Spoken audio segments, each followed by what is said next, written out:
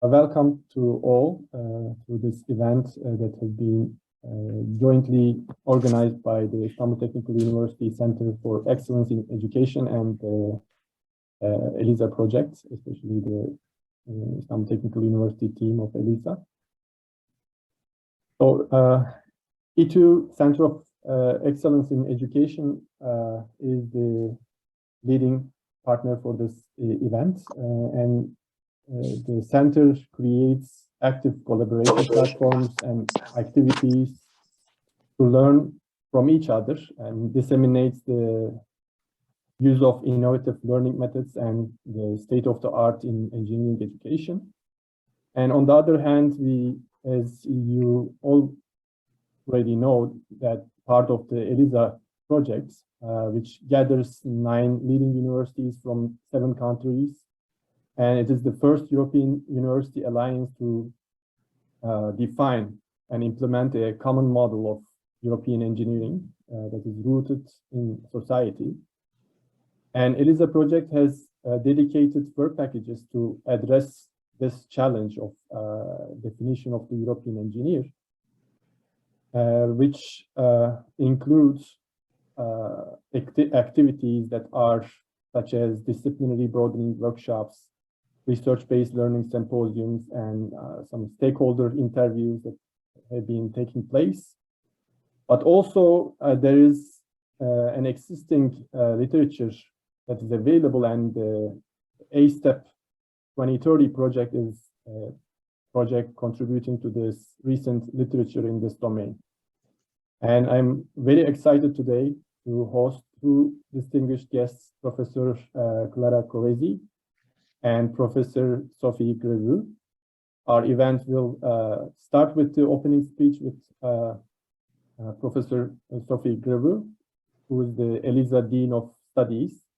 We'll talk about the ongoing effort on the definition of the European engineering profile as part of the ELISA project. And following her speech, we are going to listen to the talk titled "How to Prepare Engineering Students to Meet the Sustainability Challenges" by Professor Clara Covesi, who is the project coordinator of the A-STEP 2030 project. And she's going to talk about the overview of the recent outcomes that they obtained from this project. So we are going to collect questions through the chat. So please feel free to post your questions as we go through the presentation. So after the end of the speeches, we are going to collect those questions and address them to the speakers. And you may also be able to unmute yourself at the end of the talks and ask your questions if you like. So before we get into the first talk by Professor Sophie Greveux, I would like to give her biography first. And I would like to ask Sophie, if you would like to share screen, you can actually go ahead and prepare that screen for yourself. You should be able to do that, I guess, right now. Not yet. I cannot share my screen. It's not allowed for the moment. I'm going to just let you do that. Okay. I think it will be okay. Sorry, maybe you will see yourself. Oh no, maybe I can share this directly. Okay. So can you see something? Or? Yeah, we can see your screen. Let me introduce you, then you can go ahead with your.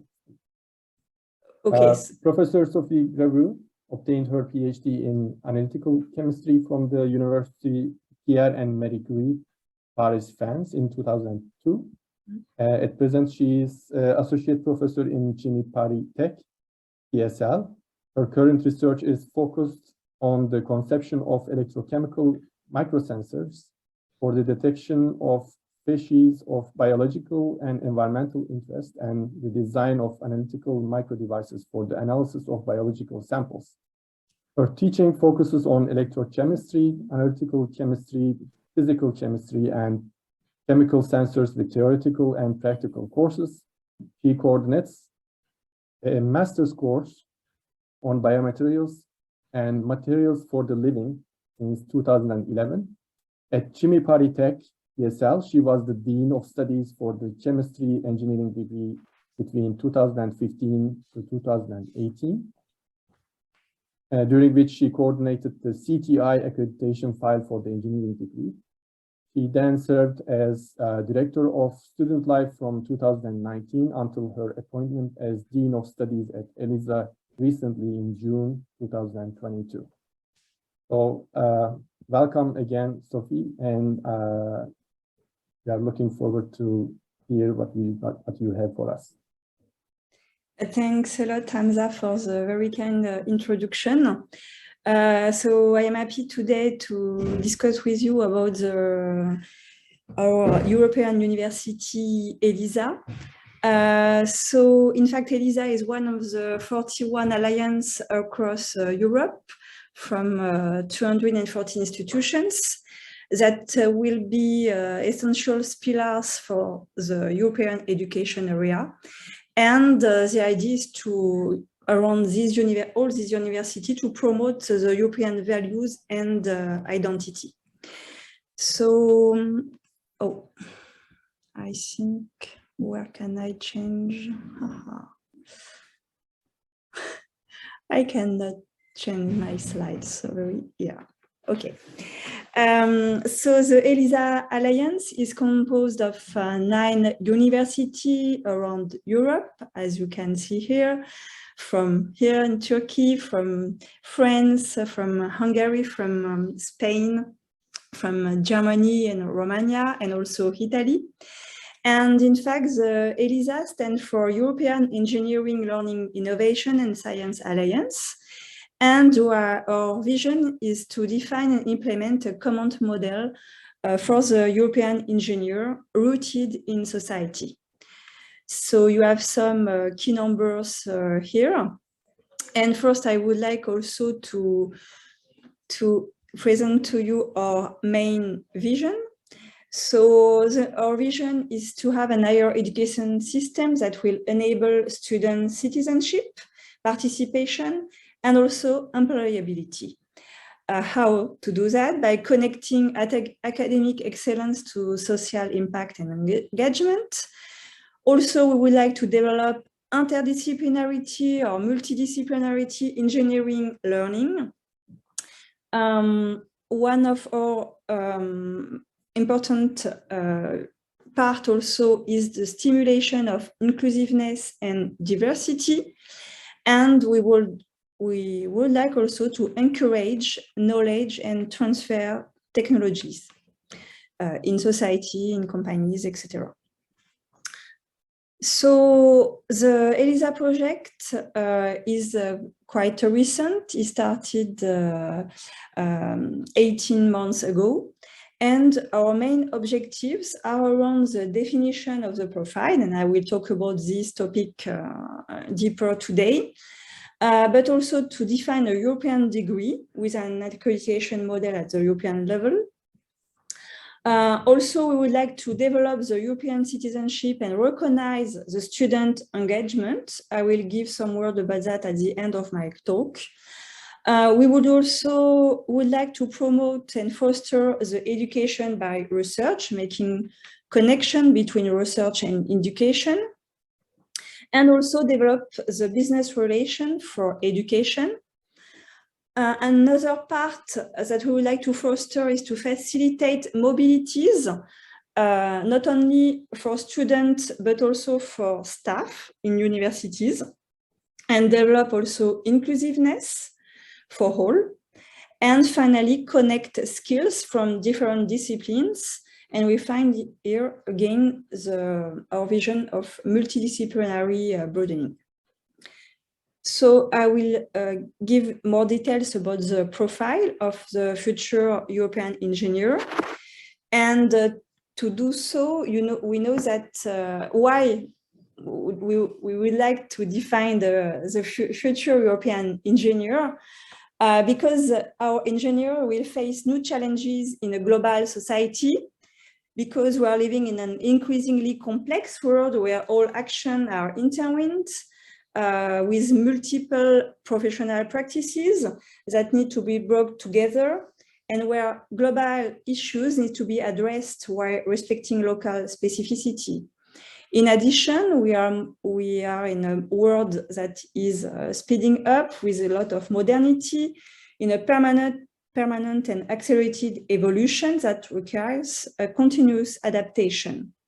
And finally, on the European ground in particular, we have a dense territory with a highly developed economy that offers few new quantitative dimensions in territories and few resources. So finally, the qualitative development is much more important, we think, than the quantitative development as elsewhere.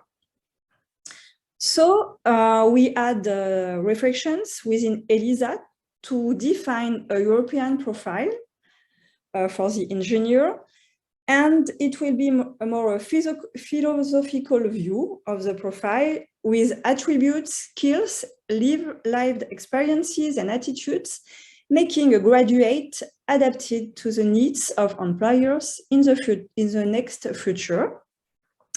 And around this profile, we would like to define more or less an ideal nature of the professional engineer entering the job market. So I would like to give you some idea about our methodology. So in fact, this was a collective work within the Alliance, going from students to researcher, teacher, professors, and also stakeholders with the participation of employers or companies that have interaction with our universities. So there was, to define this profile, we had an initial writing part, using, of course, as a research project, the literature in the domain of engineering teaching. Also, we did not start from scratch, but also we have consulted a lot the engineering accreditation standards. And of course, we use the experiences from each university of the Alliance, their knowledges and findings. This was done in addition to the help of several surveys. Not first, but we had qualitative interviews from European employers and CEO within all the Europe. And also we would like to have an open consultation within ELISA that was opened to students, staff, and also stakeholders, so some employers, to help us to define the learning outcomes for the future engineers and defining trends in this profile. And so finally, all this was done to define our profile. So we could pointed out from the reflections within ELISA, I would say major aspects. So the first important point will be, and is still, the high-level technical expertise and management necessary for the skills of our students. So this is a key point. Our graduates should have a high-level knowledge in their area of expertise.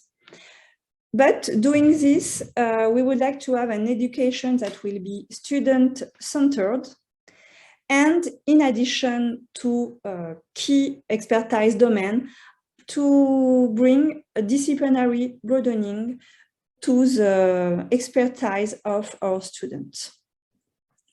Another important key point is also in the topic of our webinar today, are the societal issues and the sustainable development, so that our engineers should have a philosophy of work and social life way of thinking taking into account the sustainability when they are working in the companies. And they should have also skills in problem solving, of course.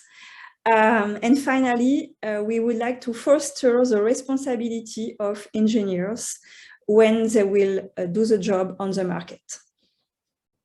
Another important point that was underlined during our reflection was, of course, the interculturality in engineering, meaning that it is important for our future graduates to be able to adapt and change and also modernize during their work, and they should be able to learn by themselves during their job positions.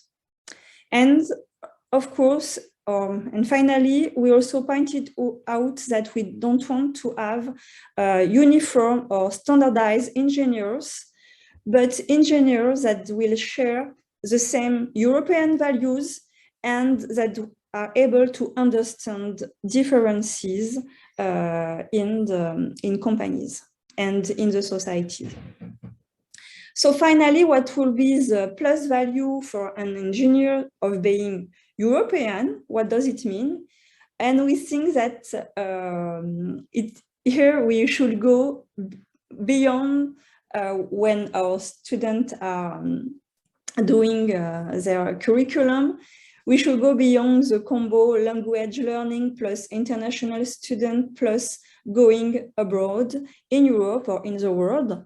And our students should have human-centered values and a shared European culture, so as to be able to create cohorts of students that will be able to share the European values in Europe, but also, of course, at the mondial scales. And the idea is really to build a network of European engineers that will be ambassadors and disseminate this value everywhere they will work and also go.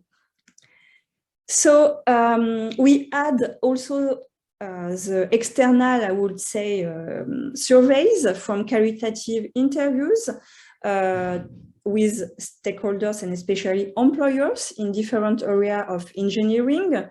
And the question of in this survey was about interculturality in engineering and was pointed out by the stakeholders.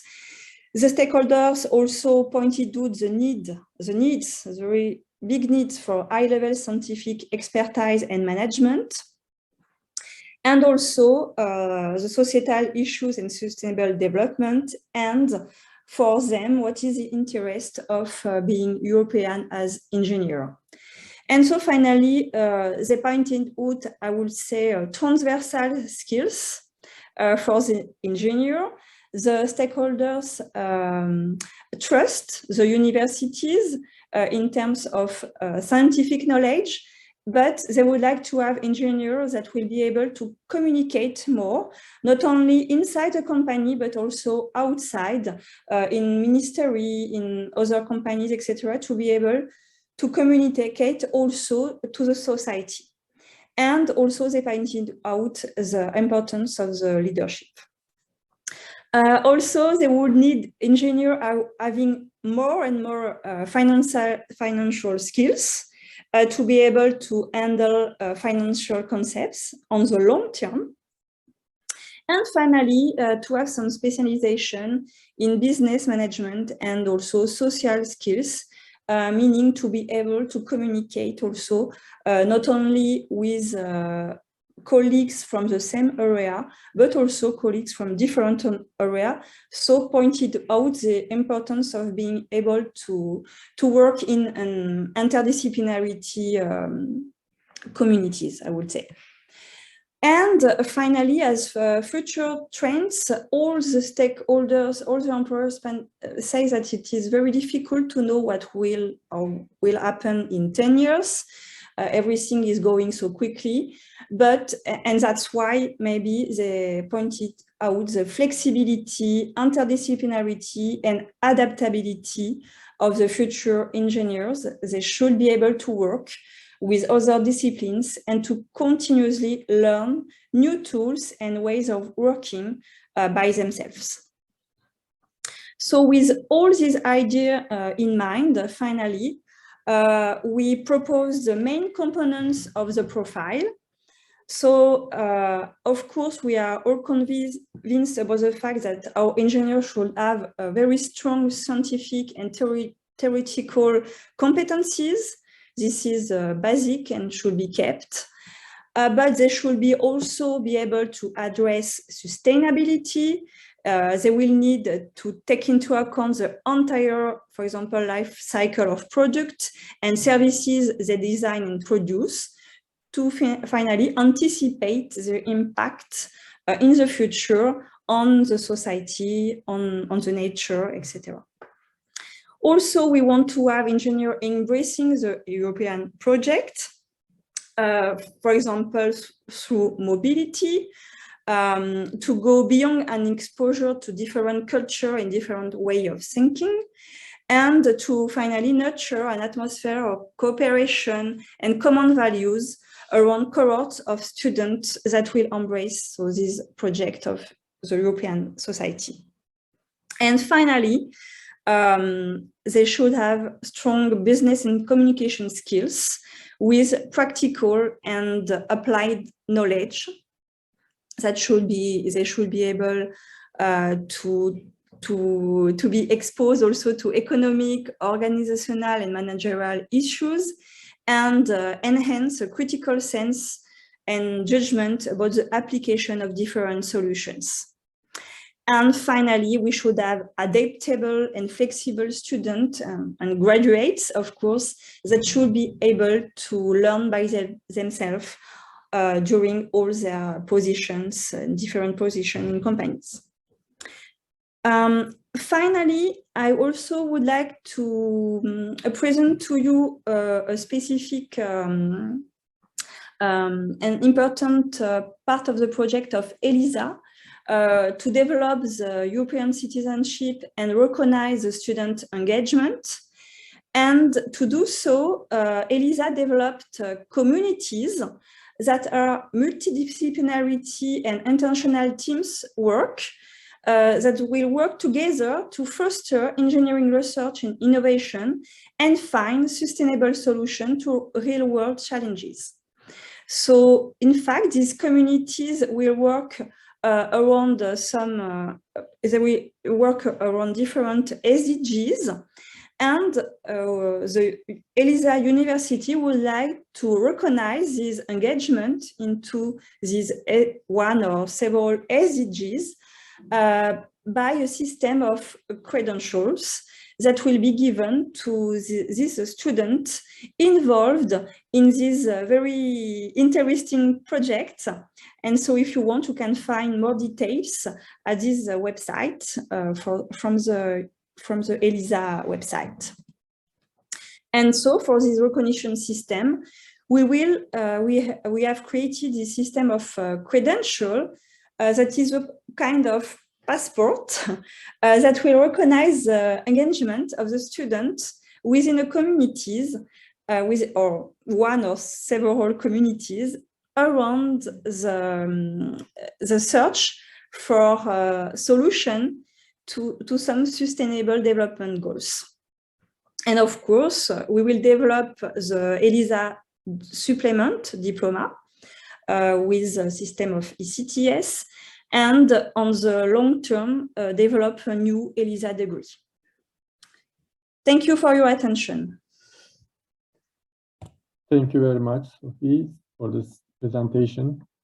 So you basically gave us an idea where EELISA is in terms of the search of the European engineering profile, and some of the good practices that we hope that it's going to lead us to this the achievement of this profile, such as the communities and the credentials, degrees.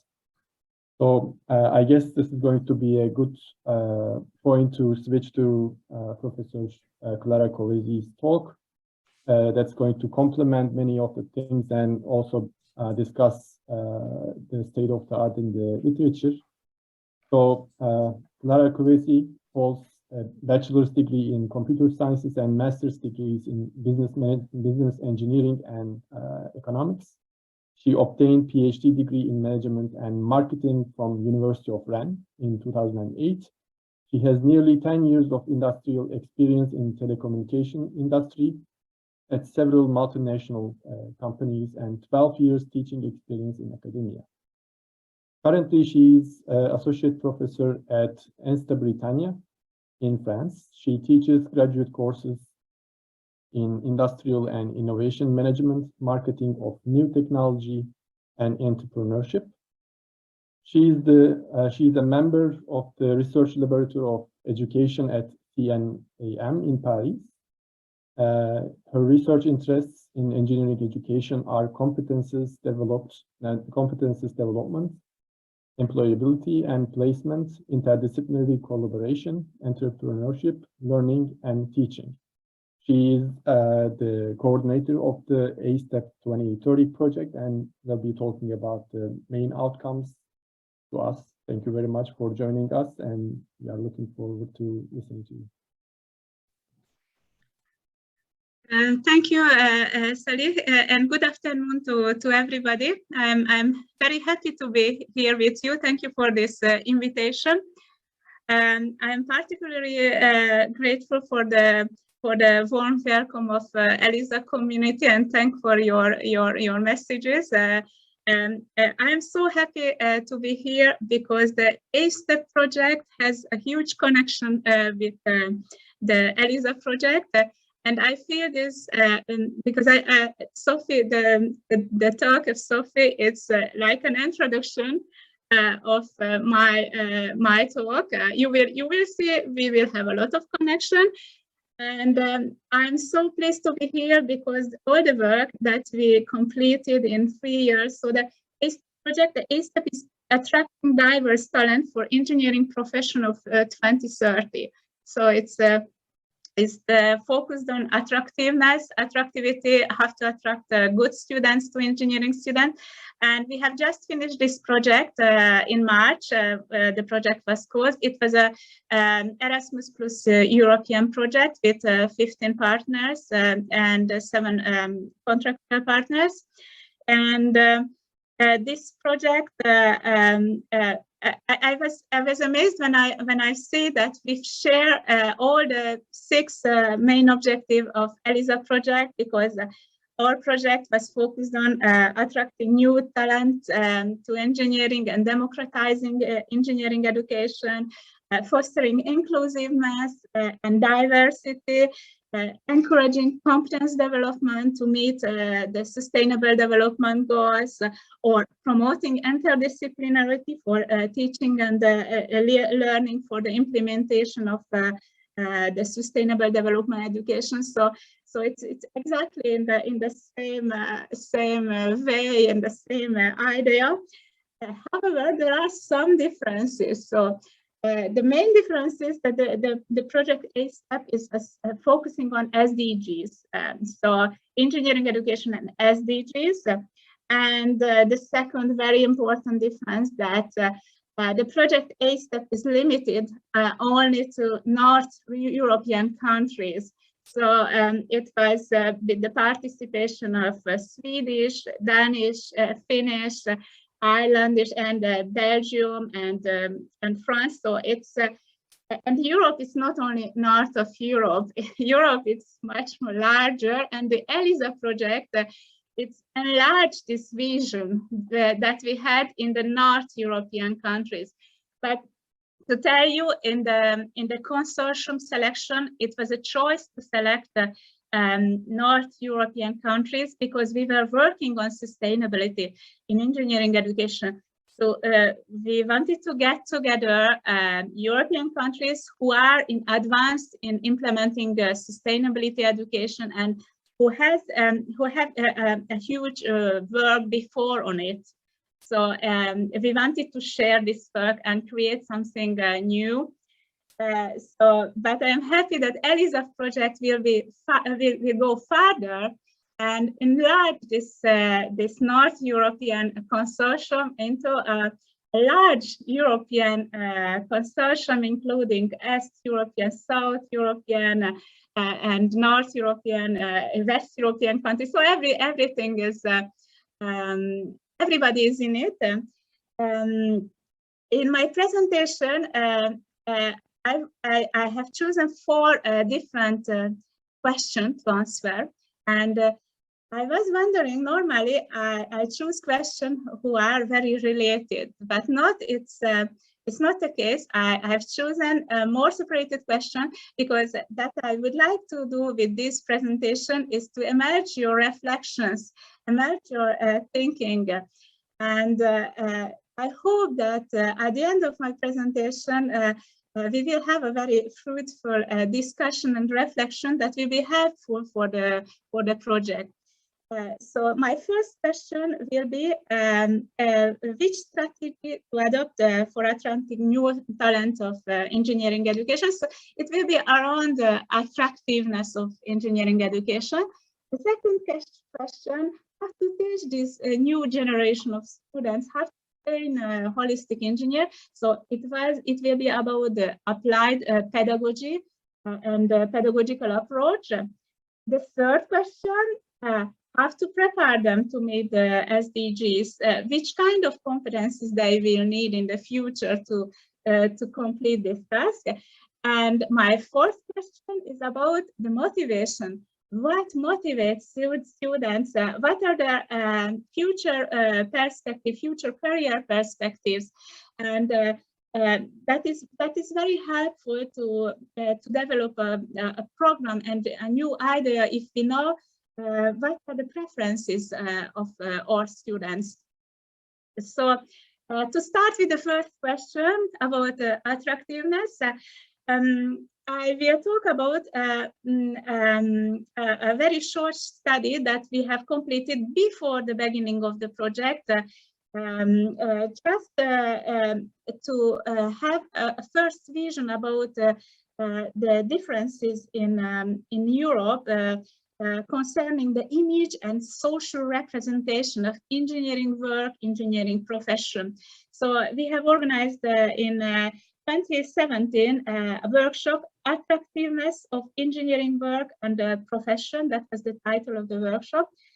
And we had very interesting results. And based on our result, we identified 3 main categories or situations with a very different historical, cultural, or economic context.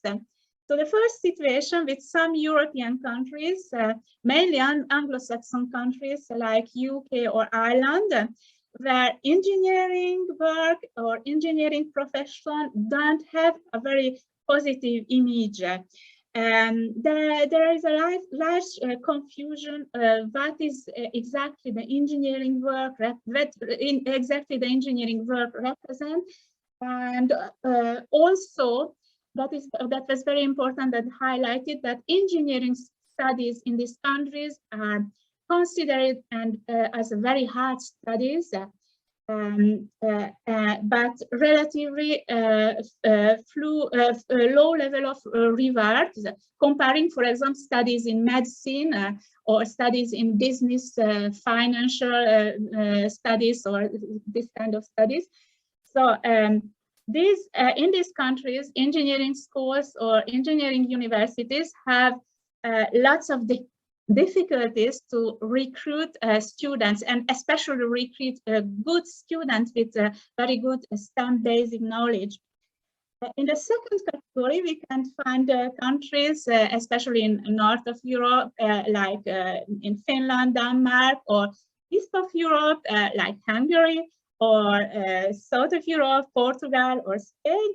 In these countries, engineering profession is viewed as a good profession, have a positive image of engineering profession. Engineers are considered as a very useful profession for the society. And it is considered that engineers have a high contribution to the society. So in the third category, we can find a very special context with a very positive image and social representation. For example, in Germany, engineering profession is viewed as a respectful profession with a very high recognition of contribution.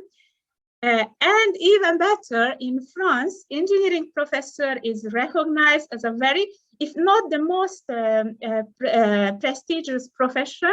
So engineers are viewed as the key element of the technical progress and technical and social progress. And engineers are considered as the elite of the society, and the engineering education has a very special position because it's an elite education with the school that's called Grande École, that have a very different situation comparing to universities. So this privilege, thanks to this privileged situation and the high recognition and a very good social representation of engineering profession, engineering work. In France, for example, engineering schools have no difficulty to recruit. They have concourse and they easily attract the best students of the nation, the most talented students of the nation. So it's very interesting to see. Sophie thought about the local differences. We have seen three very different local contexts. And from a strategic view, from a management view, is interesting for how to develop attractivity strategies, because for engineering schools in the first category, the focus should be on improvement of the image of engineering studies or engineering profession and work. In the second category, the main focus is the reinforcement. That means that have to strengthen this positive image, this positive position on the engineering profession. And in the third category, the maintenance of this very privileged and glamorous situation of very positive social representation of engineering work and profession. I selected this because the ELISA project, this question, because the ELISA project was about attractiveness, and attractiveness on the whole, it's always have to be considered in the local context. So I think that it's very important to think about this, take into consideration this local context when we define the attractivity strategy. The second question is how to teach engineering students, this new generation of engineering students, to train holistic future engineers. So we have conducted a quantitative European study investigating student perception about their teaching and learning experience. So it was a kind of European pedagogical overview in STEM universities. We have 350 answers from 36 European countries. And we had very interesting results about showing a huge variation of teaching approaches all over in Europe, and that was as well as we highlighted that several of these teaching and learning approach was disengaged, not engaged but disengaged students, and 81% of students, respondent students, are indicated that they have skipped a particular class or courses because of the way how it was teaching. So it's quite interesting to think about that bad pedagogical approach could be the source of disengagement. When we think about students' engagement, when Sophie was mentioned about the importance of this pedagogical approach should to be really wholly considered and investigated. So to give you some example why students were disengaged, for example, in a teacher-centered approach or lack or very low level of industry collaboration, on also lack of real life project. It's not the whole list because the list is quite long. It's some examples. So I would like to highlight the importance of this engagement and also the support with the pedagogical and the link with the pedagogical approach. It's very important that it should be motivating for students. My third question is about the competencies, future competencies that students will need for the achievement for the sustainability challenges. So for this, we have completed a cross-country focus group study. I have to highlight, point out that it was only in 4 countries, four European countries. It was in Denmark, Finland, France, and Ireland. And in this focus group study, we have invited different stakeholders. So we have invited students, we have invited academic persons, and also we have invited employers. We have invited industrial and business organization who employs lots of engineers. And I would like to present the question of competence development from their view, because we have a student view, we have an academic view, but I wanted to present this industry view and in reflection of that Sophie was presented before, because we have to answer at the university the industry need. So that was my motivation for choosing industrial partners' opinion. So we have obtained also very interesting result. The first result that is very good, and so that there were a unanimity that technical competencies, including fundamental technical knowledge and also application skills, are well taught considered are well taught in all the 4 countries. So universities. With the word of one French industry representative, the technical skills and competencies, these are well taught in engineering school. This is their principal mission. So universities and engineering school fulfill their principal missions very well.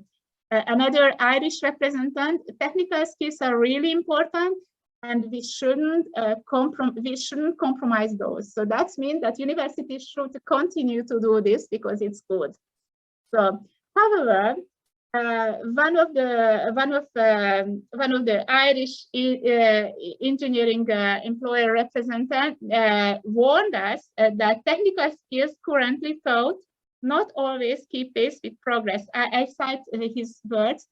Graduates need updated technical skills to keep up with new technology. Academic and training institutions and falling behind. They are not covering what we are doing in industry with new technology.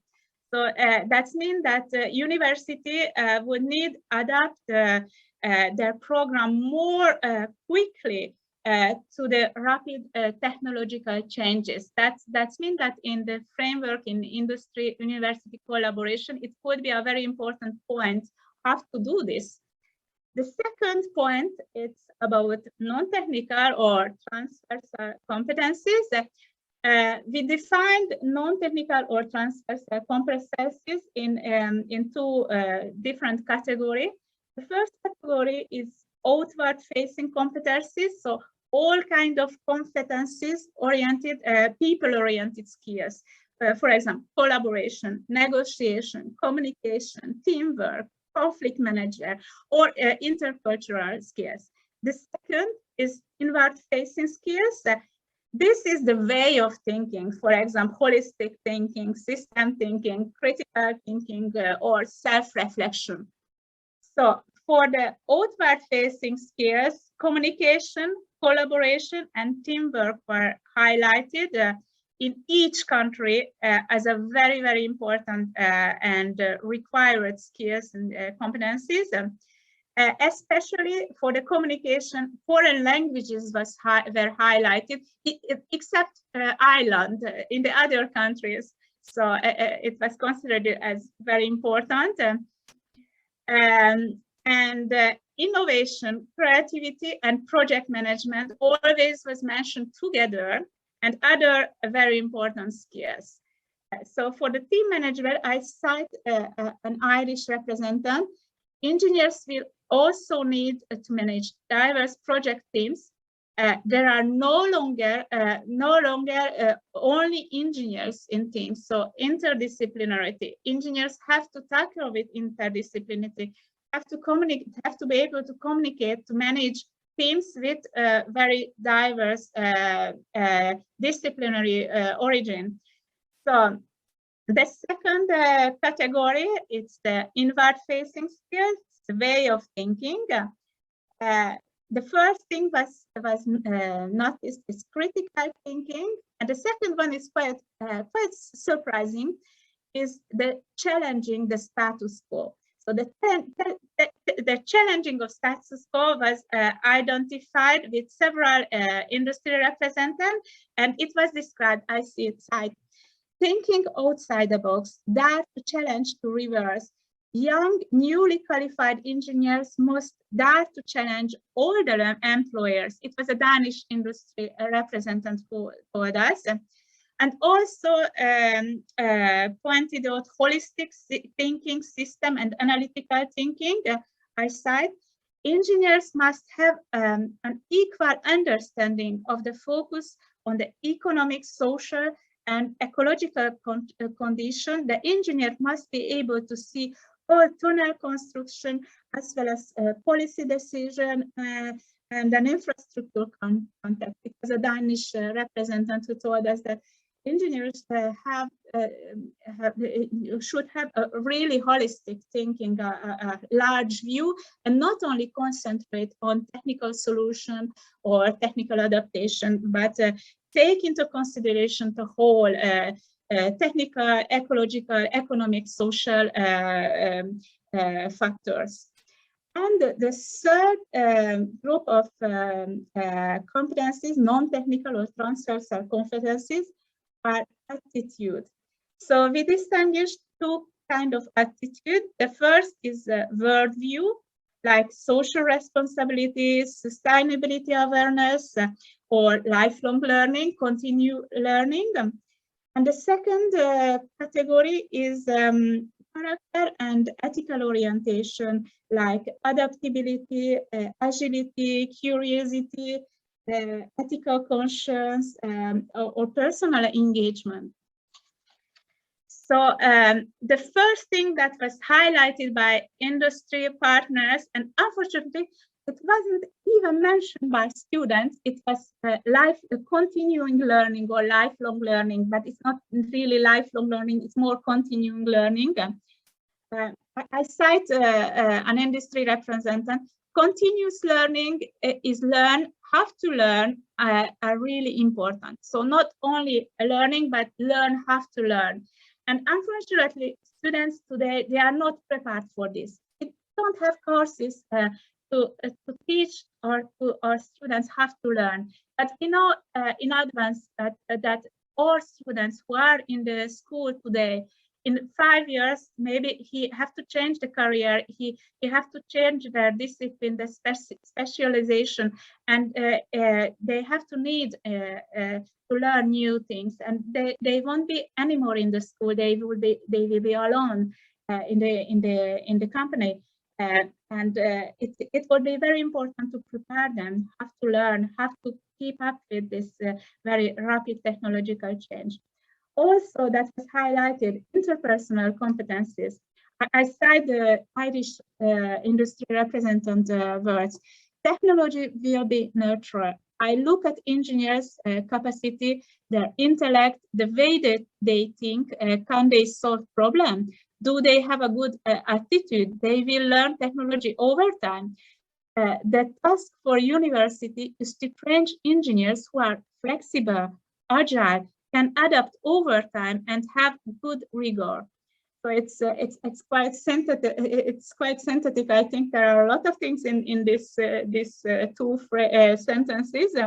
So the conclusion of this part that technological competencies are well taught, that we have to maintain it, but it's not enough. It should to be completed by transversal competencies, and it should to be completed in a balanced way, because we have to keep technical competencies at a good level, but the curricula is not extensible. We can't always add new courses. So we have an interest to integrate into technical core, for example, sustainability education courses, and create interdisciplinary courses that was suggested by students and also by academic participants of the other focus groups.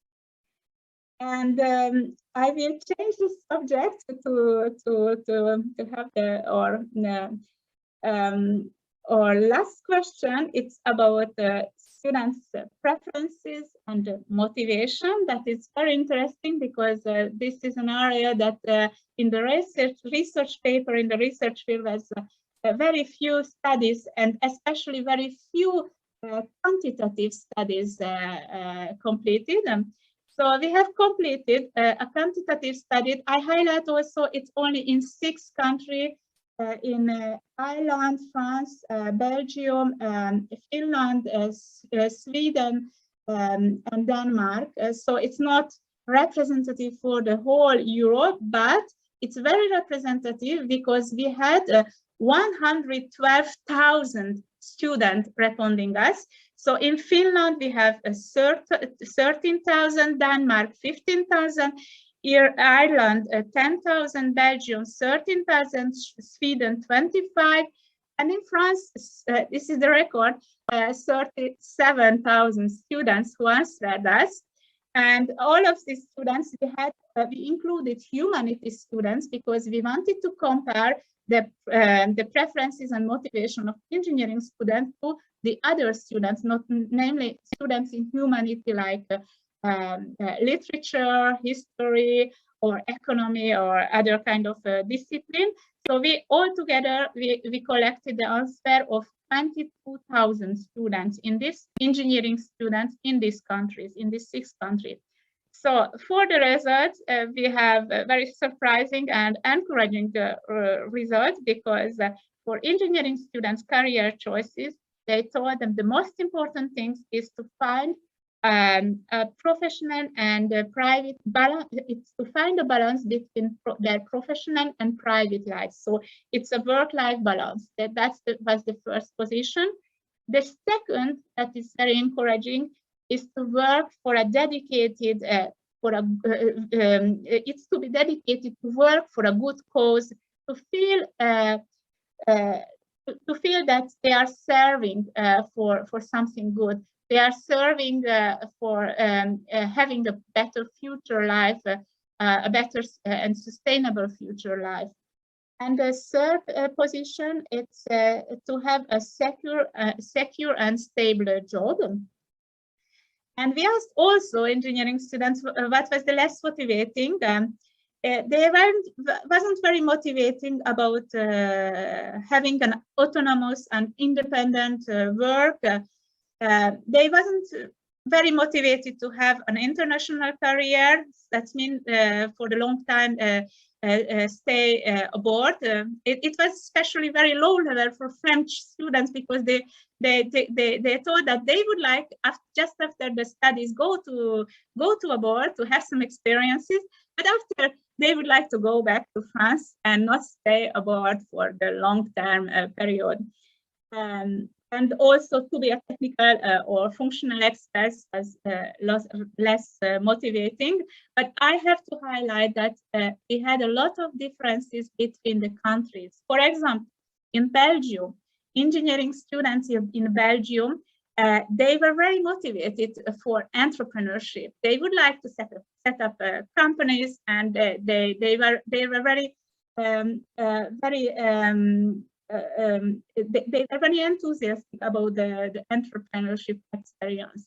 Or other difference for Finnish students, that Finnish students, they would like to be technical or functional expert, and this is something that is motivating for them. So that I've presented you, it's the average, it's congregated data for the 6th country, but I have to notice that in each country there are some specificity.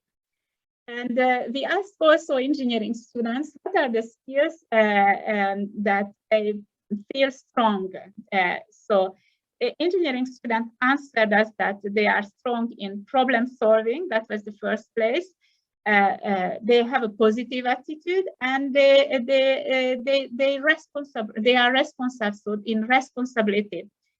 We asked also what are the weak skills and competencies, and the first place was time management, the second is communication, and the third is teamwork. So I have to notice that there were some differences between male and female engineering students, because female engineering students was better in time management, and male engineering students considered themselves better in problem solving. And also we have asked the same questions for humanities students, and the result was very, very different, because humanities students considered themselves strong in work ethics, integrity, and responsibility. So if you can see, it's all about ethics. And we asked engineering students what are the attributes of an attractive employer. And engineering students, the first place, it was innovation. The second, it was creative and dynamic working environment. The third, professional training. And the competitive salary was only on the 4th place. So this is not the most important. It was all around the professional development. I have to highlight that it's because probably because we ask graduate students who will who will start their careers.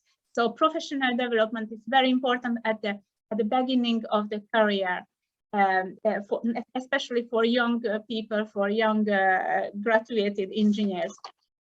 And also we asked the same question for humanities students. So what are the attribute of a good employer? So the first was it's inspiring purpose. The second, creative and dynamic work environment, high ethical standards, and respect for its people. The salary wasn't mentioned. It was after in the list later. So it's very interesting to see that employer attributes involving around professional development for the engineering students, and for the humanities students it was around ethics and all kind of ethical questions and sustainability. So I hope that I was able to answer to my 4 questions. I tried to give you a very synthetic answer, and I hope that it generated a lot of things, a lot of reflection and question about this. So I would like to encourage you to ask your question, and maybe it would be good to exchange also experiences, and if you have other studies in these domains, so I would like to be very happy to have a fruitful discussion about this. Thank you very much for your attention. Thank you, Clara, for your presentation. We can start receiving some questions from the audience. Meanwhile, we have a message for Clara. Is it possible for you to share the data from the research with students that you are using in your presentation? I assume that publications can be accessible, but if you would like to add on it, you can comment. You can find on the A-STEP webpage resources, and you have conference papers, journal papers, presentation, a lot of things. Not everything is on it. For example, our study about pedagogical approaches will be presented in September in Barcelona at CEE 2022. Or we have a new paper about student motivation that will come out nearly. I hope that it will come out soon. And we have other publication on the European Journal of Engineering Education about the competencies, sustainability competencies. So I'm happy to share it, and also lots of things. You can find lots of things in the project reports also. Okay, thank you very much, Clara. So any questions from the audience?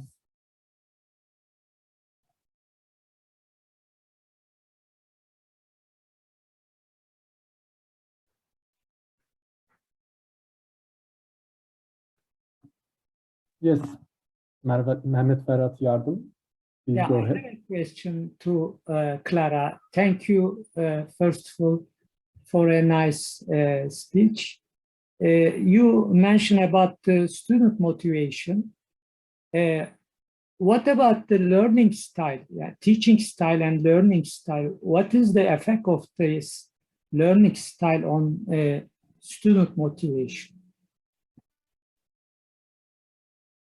So it's a very good question. I started to mention it, so I didn't go into detail because this is the paper that will come out soon in September. It was accepted, but it wasn't presented.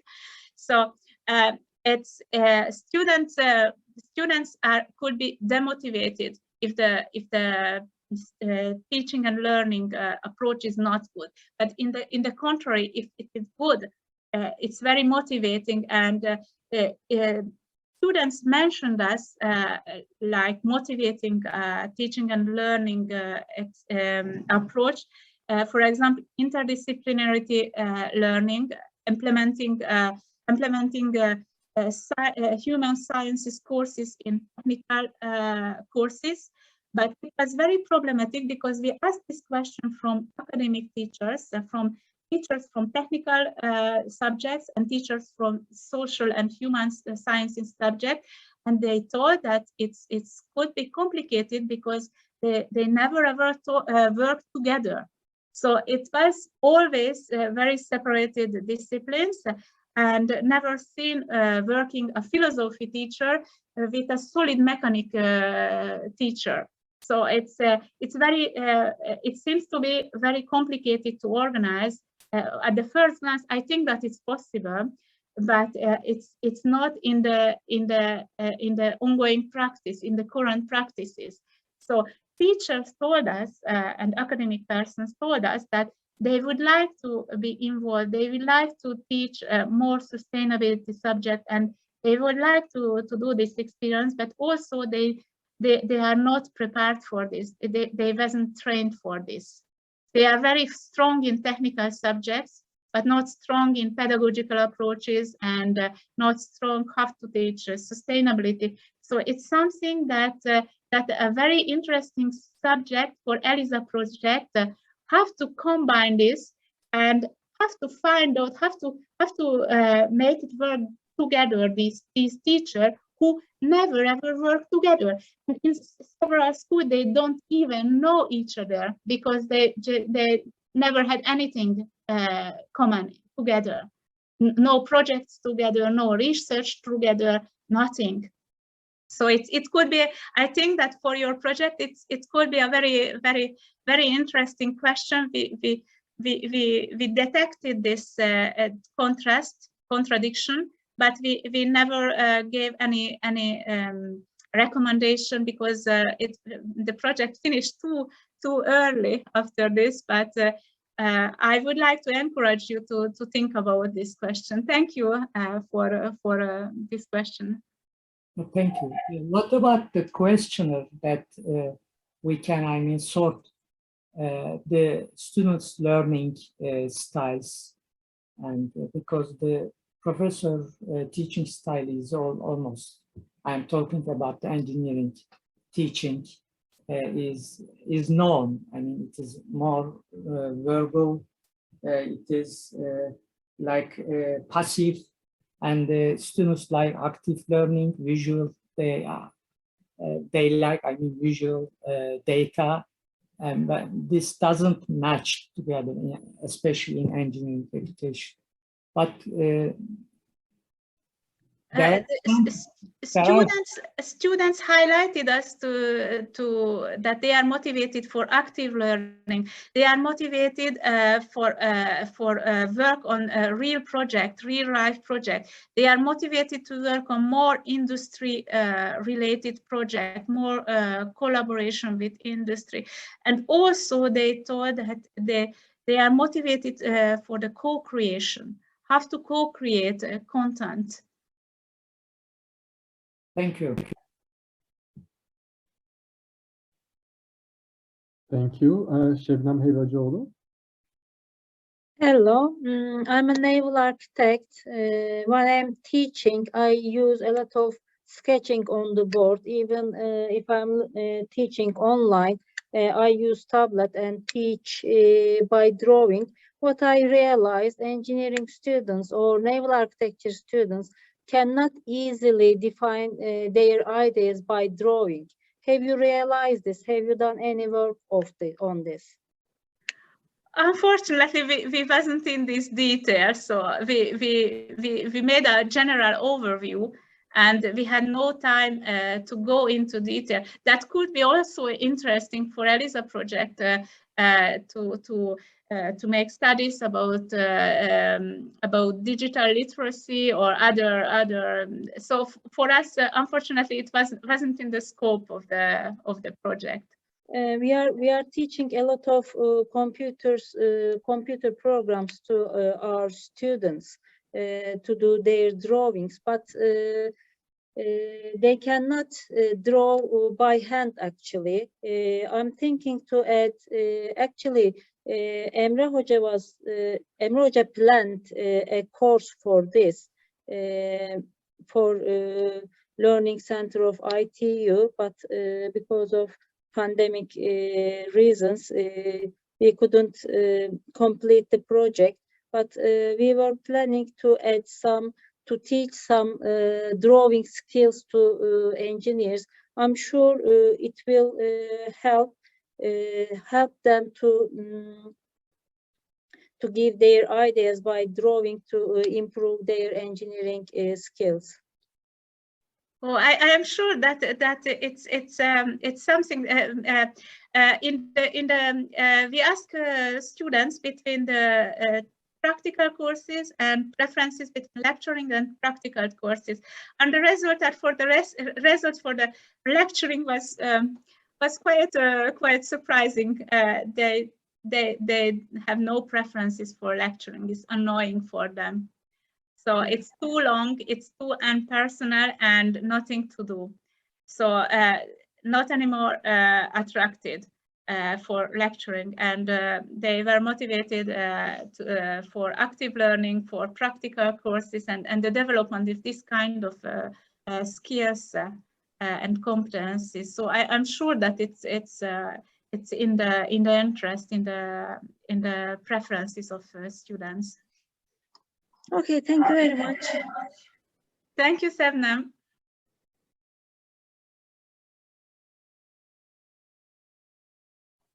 Thank you. Sophie. Yes, thank you, Clara, and all for the discussion. It seems that it is important to develop also the teacher training to be able to have new practices in pedagogy. And I would like to ask you if you have also, because if we want to have some active students, have you interesting examples in, for example, flipped classroom development or inverted classroom teaching? That we developed, it's not exactly this. It was about the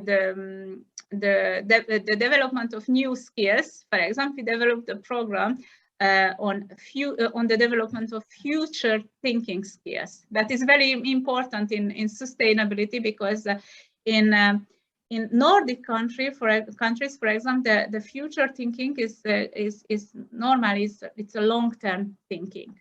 That means that when students planning something, they think about the consequences in 20 or 30 years later. And in several countries, it's when we're thinking about the future, it's 3-5 years only. So we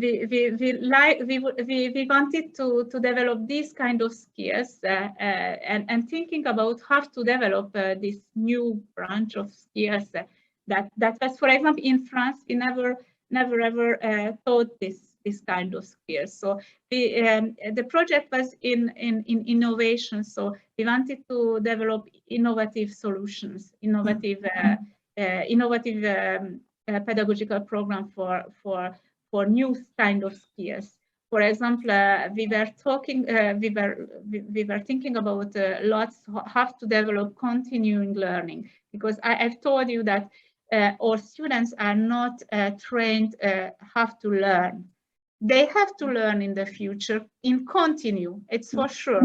But we have no courses on it. How to learn, how to organize my learning, how to orient, develop my learning, where to learn.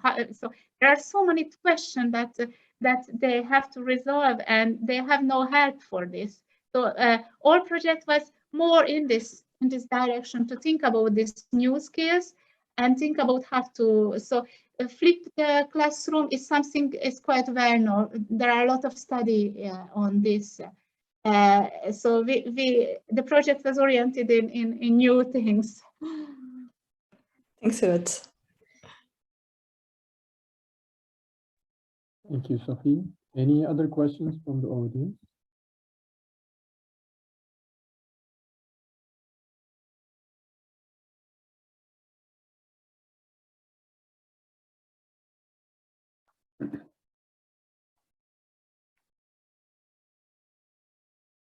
Okay, I guess I can perhaps ask a question. So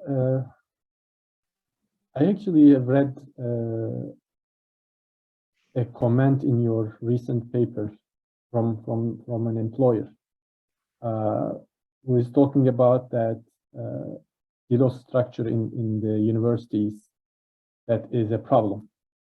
Or universities have separate faculties, that is a challenge, and someone needs to take the facilitator's role to ensure the multidisciplinary working that takes place.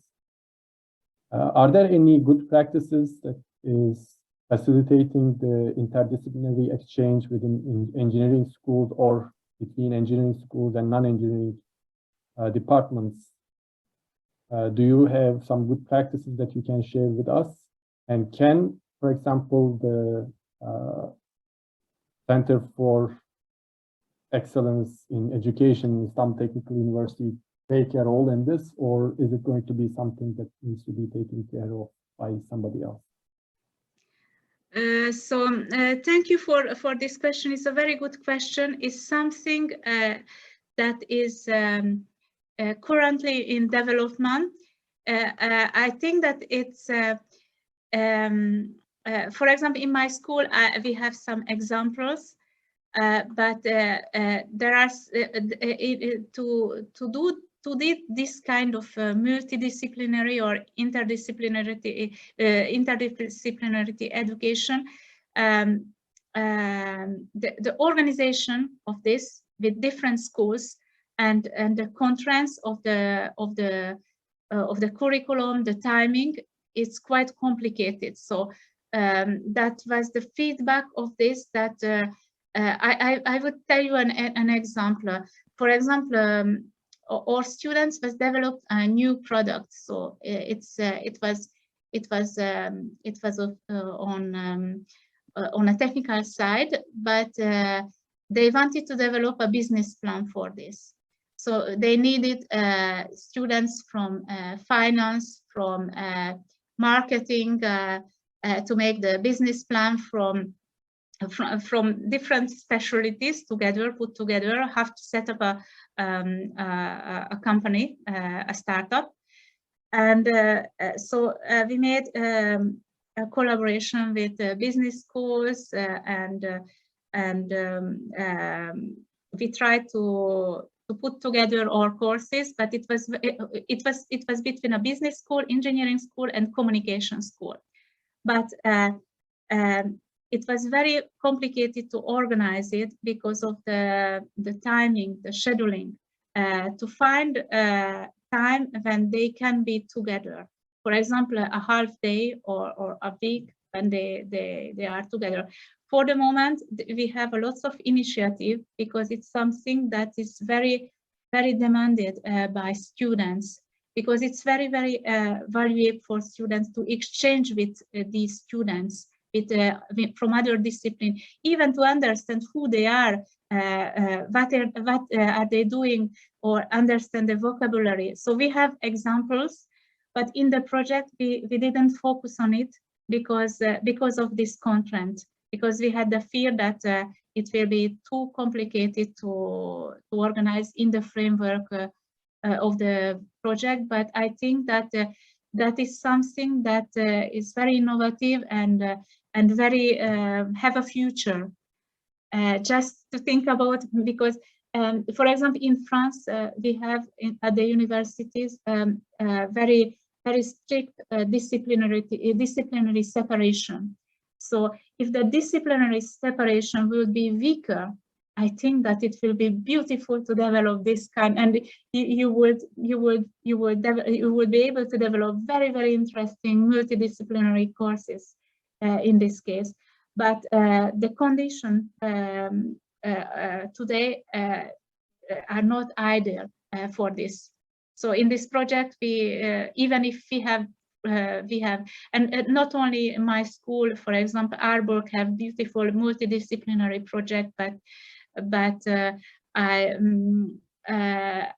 think that this disciplinary separation and very strict bordering, it's a huge contrast. So I don't know if I answer to your question. I can give you lots of examples, so concrete examples if you want, because we have several. But it's depend of your local conditions also. Yeah, I can feel the challenge here. So that it is difficult, and there are some good examples, but it is not widespread. So you need to manage to have that to be the mainstream, I guess. Any questions? Sorry. Yeah, yeah. We hope that later it will be larger, so it will be easier. Thank you. Any other comments, questions you would like to share?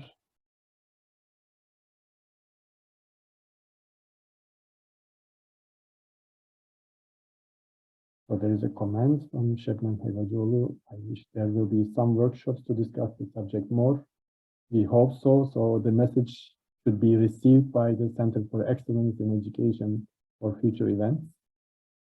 I would like to add another question to your work. So you have collected the data from the stakeholders in 3 groups, but this is obviously not the three stakeholders that we have. And considering that, for example, students do not even label continuous education as an important factor, means that including some additional stakeholders may actually lead to different results. What would you expect that if you could include stakeholders like other professional engineering bodies, social communities, non-governmental organizations? Are the results going to be a lot different, or do you think that this is okay? Very good question. It's a limit of our work because we have to select. So we identified 9 different groups of stakeholders, and we have selected because we thought that the most important are students, academics, and employers. But it would be very, very good to complement this study. I can see the future, what it would be. But I feel that it would enrich these results because this results is limited for 3 stakeholders, and we investigated only North European countries, so it's a limited study. But if you have the possibility to enlarge it, because I would have liked, for example, investigate policymakers or university person who are deciders at the university, because we investigated teachers, but not the deciders. It's not always the same. It's not the same generally. Or international organizations also, who students are doing lots of extracurricular activities, and we have no information about these extracurricular activities. So it would have been brilliant to investigate the 9 stakeholders group, but we had to make a choice because we had working hours and limited work time. But I think that it would be really good, and maybe I don't think that the general tendency would change, but I think that new things would be added, interesting things with different stakeholders, because they have a very different point of view. Even with the 3 stakeholders, we asked the same question, and the view were very different because they are not in the same position and always not in the same context. So that was a very, very interesting work. We love to do this and compare these results. I would be happy to see a very completed European study with the 9 stakeholders, with completed European regions, not only North, but all Europe. So it will be interesting to see the final result. Unfortunately, resources are limited, so not always we can achieve a complete result. So I have one general question, but I would like to again ask the audience if they have any questions that they want to share. I guess I will just go ahead. So it's a general question, as I said. So how can we measure or ensure that our graduates actually acquire some of the must-have competencies in engineering or in their field or in sustainability challenges? And what are the reflections of the A-STEP 2030 outcomes on the quality assurance of engineering education? Do you recommend any changes in the way we do quality assurance in the universities? Did you find anything that must be changed in terms of quality assurance in the higher education?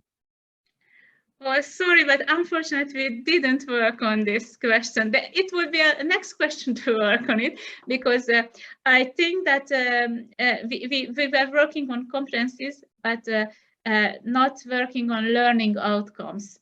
And quality assurance is more related to learning outcomes. So the project wasn't able to cover everything, but it's an important topic to work on. I agree with you, but not has not opportunity to do this, unfortunately.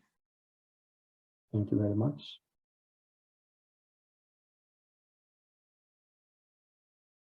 Okay. Any other comments or questions?